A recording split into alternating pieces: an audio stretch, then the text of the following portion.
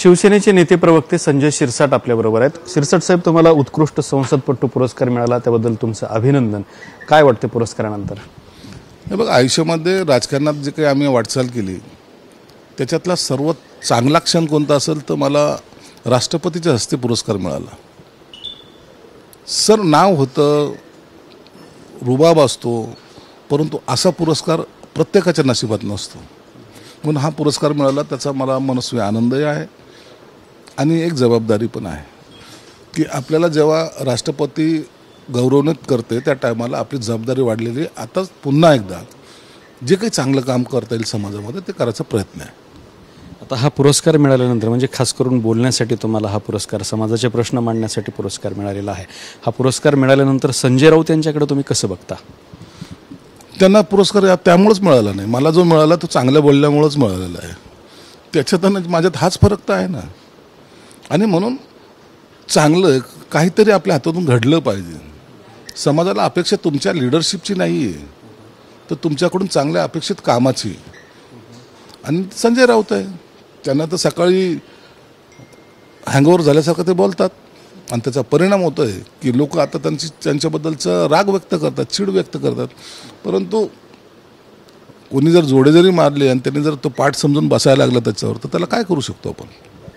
संजय राऊत आज असा मुद्दा मांडला त्यांनी की सरकारचं 1,500चं पॅकेज ठरलेलं आहे। त्यांनी एसटी कर्मचाऱ्यांना 1,500 पगार वाढ दिली, महिलांना सुद्धा 1,500 रुपये महिना देतात। 1,500चं पॅकेज ठरलेलं आहे आणि दुसरीकडे 1,500 कोटी त्यांनी स्वतःकडे घेतलेत। त्यांना आणखीन याच्या प्रशासकीय कामाचा अनुभव एक तर नाही आहे, मूर्खासारखं स्टेटमेंट करतात। मी परवा रात्री CM साहेबांबरोबर रात्री 2 वाजेपर्यंत ह्या सगळ्या ज्या काही घडामोडी होत आहेत त्याचा मी साक्षीदार आहे। म्हणून काल जी वाढ केलेली त्यांना माहितीच नाही नेमकं काय झालेलं आहे ते। 1,500 कशात वाढलेले आहेत, 3,500 4,500 कशात वाढलेले आहेत। ज्यांना पहिले 2,500 होते त्यांना आता आम्ही 7,000वर आणलेलं आहे, म्हणजे त्याचे 4,500 रुपये वाढ झालेली आहे। जे 4,500 होते त्यांच्यामध्ये 2,500ची वाढ करून ते 7,000ची लेवलला आलेले आहेत। आणि प्लस DA प्लस घरभाडे प्लस महागाई भत्ता, म्हणजे त्यांचा GPF त्याच्यात 20%, एकंदरीत वाढ जरी पाहिली ना तर 7,500 ते 8,000 रुपयाची वाढ त्यांच्या पगारामध्ये झालेली। आणि हे यांना माहीत नाही।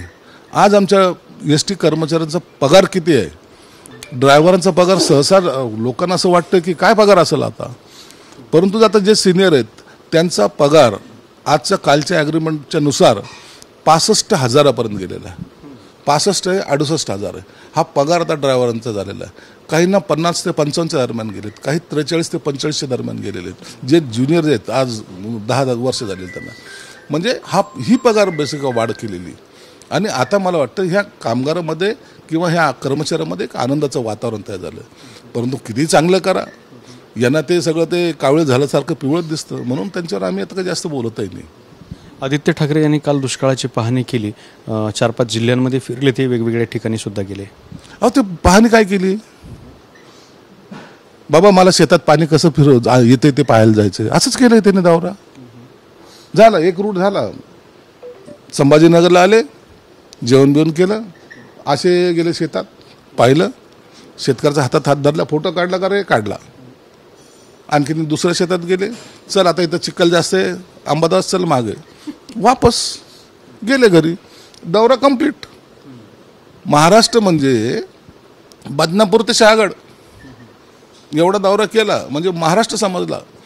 असे नाही कामं होत नाहीत, यांना काम करायची पद्धतच माहीत नाही। म्हणून त्यांचा तो दौरा जो होता, हे शेतकऱ्याचे रडणारे, म्हणजे डोळ्यात येणारे अश्रू कसे दिसतात ना, ही उत्सुकतापोटी त्या केलेला दौरा आहे। त्यांना त्यांच्याबद्दल सहानुभूती बिलकुल नाही। अजितदादा पवार यांच्याकडून लाडकी बहीण योजनेचं पूर्ण क्रेडिट घेण्याचा प्रयत्न सुरू आहे असा आरोप होतोय, कारण त्यांनी लावलेल्या बॅनरवरती अजितदादांची लाडकी बहीण योजना अशा स्वरूपाचा उल्लेख केला आहे आणि बहिणीला 1,500 रुपये असं ते सांगतात। त्यामुळे ही योजना त्यांनी आणलेली आणि त्यांची आहे असं दर्शवण्याचा प्रयत्न सुरू आहे। असं काही नाही आहे, सरकार जेव्हा चालतं मुख्यमंत्र्याच्या नेतृत्वात चालतं, आणि म्हणून मुख्यमंत्र्यांनी जो योजना जाहीर केलेल्या आहे त्यानुसारच तुम्हाला फॉर्म जरी भरायचा असेल, तुम्हाला तुमचं सर्टिफिकेट सर्व द्यायचे असेल तर त्या फॉर्मवर मुख्यमंत्री माझी लाडकी बहीण योजना अंतर्गतच ते तुम्हाला फॉर्म भरावं लागतील. आता काही उत्साही कार्यकर्ते माझी लाडकी बहीण योजना करतात. काही मतदारसंघामध्ये तुम्ही तुमच्या नेत्यांचा फोटो मोठं टाका, फॉर्मवर तुम्हाला चेंज करता येणार नाही. आणि मला वाटतं असं करू पण नाही. याच्यामुळं महायुतीमध्ये काही भांडणं चाललीत का काय, प्रत्येकजण आपला वेगळा मार्ग स्वीकारतं की काय, अशा चर्चा होतात. मला वाटतं ह्या चर्चा जर थांबल्या नाही तर याचे दुष्परिणाम जाणवतील, एवढं मात्र नक्की आहे. माजी गृहमंत्री होते अनिल देशमुख यांच्यावर सीबीआयकडून गुन्हा दाखल झाला. गिरीश महाजनांना खोटा गुन्ह्यात अडकवण्यासाठी पोलीस अधीक्षकावरती दबाव टाकल्याचा आरोप आहे आणि त्याच प्रकरणामध्ये त्यांच्यावर हा गुन्हा दाखल केला. त्याला देशमुखांना आरोपी बनवले सीबीआयने. आता सीबीआय यंत्रणा आहे, ती यंत्रणा त्यांचं काम करेल.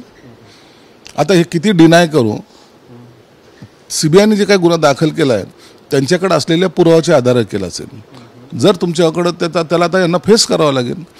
जर त्यात निर्दोष सुटले तर सुटले, किंवा जर असं केलं असेल तर निश्चित त्यांना कोठडीत जावं लागेल. आता महायुती सरकारचा एक ड्रीम प्रोजेक्ट होता, तो म्हणजे नागपूर गोवा शक्तीपीठ. तर तो जो रस्ता आहे तो रद्द होण्याची शक्यता आहे. त्या संदर्भातली अधिसूचना जी आहे ती रद्द करण्यासाठी मुख्यमंत्र्यांकडे आलेली आहे. तो वादाच्या भोवऱ्यात सापडला प्रोजेक्ट. कोल्हापूर साईडच्या काही लोकांनी त्या शक्तीपीठाच्या रस्त्याला विरोध केलेला आहे. त्यांना वाटतं त्याची आवश्यकता नाही आणि त्यासाठी काही लोकांनी मोर्चे केलेत, आंदोलनं केलीत आणि त्यामुळं आमच्या शेती या त्यात जात आहेत आणि आमचं ते आर्थिक नुकसान होतं असं काही लोकांची मागणी आहे. म्हणून सरकारने सहानुभूतीपूर्वक त्यांचा विचार करायचं ठरवलेलं आहे. लोकांचा जर लॉस होत असेल, लोकांना जर ते आवश्यकता नसेल तर तो रद्द करायला सुद्धा हरकत नाही, हे सरकारचं स्पष्ट मत आहे. म्हणून आज त्याला त्या शक्तीपीठाच्या त्या रस्त्याला, गोवा महामार्गाला आता सध्याला स्थगिती देण्यात आलेली आहे. जयदीप आपटेला अखेर अटक झालेली आहे. कुठं पळणार आहे? चुकी केली, तुम्हाला तुमच्यावर गुन्हा नोंद झाला, तुम्हाला कुठेही पळता येणार नाही. अटक ही होतेच आणि करावीच लागते. तुम्हाला याच्यातून माफी नाही. जो कोणी गुन्हेगार असेल त्याला सरकार पाठीशी घालणार नाही, हे पहिल्यापासून सांगते. त्याचा प्रत्यय तुम्हाला आलेला आहे. माणूस एखाद्यावर गुन्हा दाखल झाला तर तो पळापळ करतो, अँटिसिपेटरी बेल घ्यायचा प्रयत्न करतो आणि मग विरोधक सांगतात आरोपी कुठे, आरोपी कुठे, आरोपी कुठे, आता जेलमध्ये जाऊन पहा. काल एस.टी. कामगारांचा प्रश्न सोडवण्याचा प्रयत्न केला, मात्र त्यामध्ये एस.टी. संघटनांमध्ये वाद झाला. सदावर्ती कृती समितीत नव्हते असं काही जणांचं म्हणणं होतं. काही जण म्हणले की सदावर्ती घोषीसारखी त्या समितीमध्ये घुसले आणि त्यामुळे गदारोळ झाला. त्याबद्दल काय भूमिका आहे? बघा, या कृती समिती जे आहेत ना, त्यातले काही लीडर जे आहेत ते कामगाराचं हित पाहत नाहीत, हे स्पष्टपणे मी सांगतो. त्यांनी काही पक्षाची जबाबदारी घेऊन वागतायत आणि कामगाराला वेठीस धरतायत. अनेक वेळेला पाहिलं तर वसुली करणारी सुद्धा काही लोक आहेत. म्हणजे एस.टी. कर्मचाऱ्याला काय मिळेल त्याच्याबद्दल त्यांचं काही घेणं देणं नसतं. आमची दुकानदारी कशी चालावी हे त्यांचा प्रयत्न असतो आणि ती दुकानदारी काल एकनाथ शिंदे साहेबांनी मोडून काढलेली. कशासाठी? काही संघटनाकडे जर पाहिल्या तर त्यांनी त्यांचं काही जे ऑफिसर वगैरे जे थाटलेत नाहीत ना, त्याच्यावरही सरकारचं आता लक्ष आहे. म्हणून जे आविर्भावात हे बोलतात ना, मुळामध्ये कामगाराचं हित जोपासण्यापेक्षा स्वतःचं हित जोपासता येते, हा माझा स्पष्ट आरोप आहे त्यांच्यावर. म्हणून आता तुम्ही कामगाराच्या आडून जे काय राजकारण करतायत ना, आता आम्ही कामगाराच्या बरोबर राहून राजकारण कसं करायचं यांना दाखवून देऊ. लाडकी बहीण योजनेवरून एक महत्त्वाचा प्रश्न उपस्थित झाला आहे. देवेंद्र फडणवीसांनी आरोप केला की नाना पटोलेंचा निवडणूक प्रमुख आहे, तो ही योजना बंद करावी यासाठी कोर्टामध्ये गेलेला आहे आणि मुख्यमंत्री म्हणाले की कोणी काही केलं तर ही योजना बंद करणार नाही. मराठा आरक्षण असेल त्याच्या विरोधात कोर्टात याचिका कोण दाखल केली? या काँग्रेसच्या लोकांनी. आता ही लाडकी बहीण योजना आहे त्याच्या विरोधात याचिका कोणी केली? याच आघाडीच्या लोकांनी. म्हणजे एखादी चांगली योजना आली का त्याला खीळ कशी बसावी? अरे क्रेडिटचं जाऊ द्या ना, सर्वसामान्याचा फायदा होतोय. अशा वेळेला तुम्ही वकील स्वतः नेमता तुमच्या पक्षाच्या कार्यकर्त्याला आणि मग इकडे सांगतात लोकांना की नाही बघा हे सरकार कसं आहे. हे कोर्टात जाण्याचे जे प्रकार आहेत आता यांनी थांबवले पाहिजे आणि सरकार याला घाबरत नाही. हो, सरकारने केलं ते धोरणात्मक निर्णय घेऊन केलेली ही योजना आहे. म्हणून कुणाचीही ताकद नाही ती बंद पाडण्याची आणि ती आम्ही पडू देणार नाही. लाडकी बहीण योजना ही महाराष्ट्रात सर्वात यशस्वी योजना असणार आहे, त्याबद्दल चिंताच नाही. मालवणचा शिवरायांचा जो पुतळा होता त्याच्यासाठी 15 ते 16 कोटीचं बजेट तयार करण्यात आलं होतं. मात्र हा पुतळा 15 ते 16 लाखातच तयार करण्यात आला असं तज्ज्ञांचं मत असल्याचं संजय राऊत सांगतात. तर नितेश राणे म्हणाले की संजय राऊतांनी आमच्या घरी यावं, त्यांना कागदपत्र दाखवू आणि सगळं बघून झाल्यावर त्यांना सुखरूप परत पाठवू. संजय राऊत कधी काय बोलल. खऱ्या अर्थानं एक सांगतो महाराष्ट्राच्या जनतेला सुद्धा, संजय राऊत हा रोज शिवरायांचा अपमान करतोय. शिवरायांच्या बद्दलचं आज जे काही दुर्दैवी घटना घडली, जो पुतळा पडला, त्याचं महाराष्ट्राच्या सर्वांना दुःख आहे. पण त्याच्या आडून जो काही राजकारण करतो यामुळं महाराजांची सुद्धा अपमानित करण्याचं काम हा संजय राऊत करतोय. पुतळा कितीचा झाला होता, काय झाला होता, एस्टिमेट केवढ्याचं होतं. कलाकृती जी असते त्याला स्क्वेअर फुटामध्ये मोजल्या जात नाही. एखादं चित्र जर असेल तर ते 1 कोटीचं असतं, पण आपल्याला वाटतं ते 5,000पेक्षा जास्त नसावं. याला कलेची किंमत असते, कलाकाराची ती किंमत असते. म्हणून त्याच्यात सिमेंट किती लागलं, बांधकाम किती झालं असा हा प्रकार नसतो. परंतु मुळामध्ये यांना त्याची कल्पना नाही, यांची जाणीवसुद्धा नाही. म्हणून यांच्या या बेताल वक्तव्याकडे आम्ही मूर्खाने केलेलं स्टेटमेंट म्हणूनच पाहतो.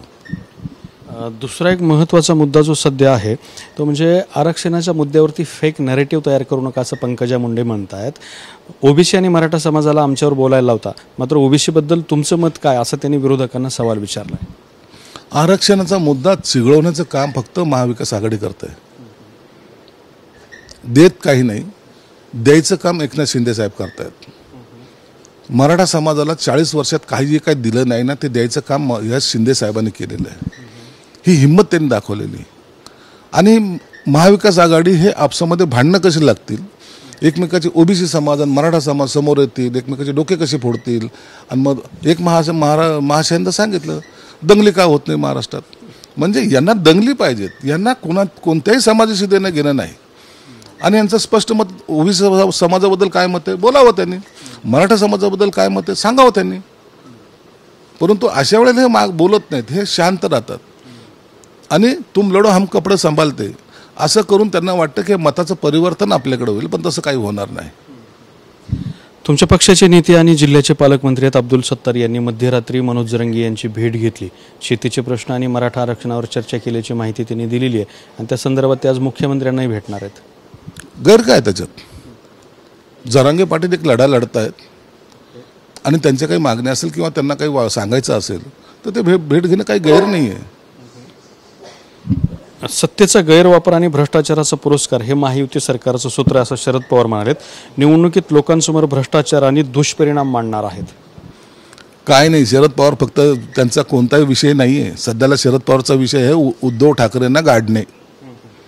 म्हणून त्यांनी काल जे काही स्टेटमेंट केले ना की आता ज्याचे आमदार जास्त त्याचा मुख्यमंत्री, हेच पृथ्वीराज बाबांनी केलेलं स्टेटमेंट आहे, हेच नाना पटोलेंनी केलेलं स्टेटमेंट आहे, तेच शरद पवार साहेबांनी केलेलं स्टेटमेंट आहे. म्हणून आता ह्या उबाठा गटाला त्यांच्या महाविकास आघाडीमध्ये स्थान शिल्लक ठेवलेलं नाही हे आता दिसून येते. म्हणून ते आता आमच्या माध्यमातून नथीतून तीर मारणं जो प्रकार आहे तो करायचा प्रयत्न करतायत. परंतु आता उबाटाचे दिवस संपले आणि पुन्हा काँग्रेस राष्ट्रवादीचे दिवस युतीचे आलेत असं संकेत त्यांनी काल दिलेले आहेत.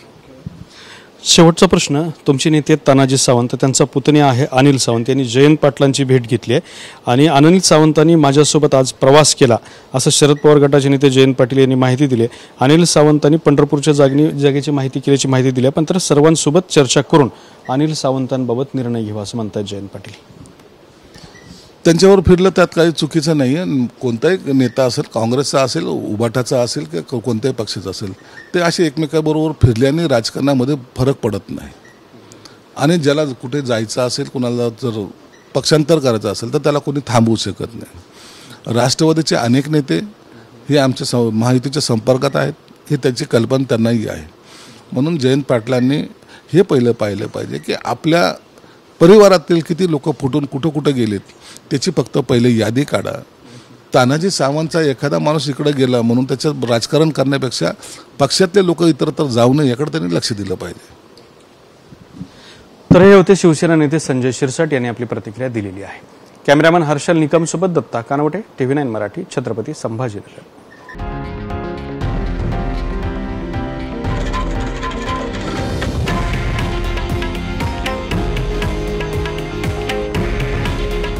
हे आहे देशातील नंबर 1 न्यूज नेटवर्क आणि आपण पाहत आहात TV9 मराठी. काळजी तुमची, हित महाराष्ट्राचं.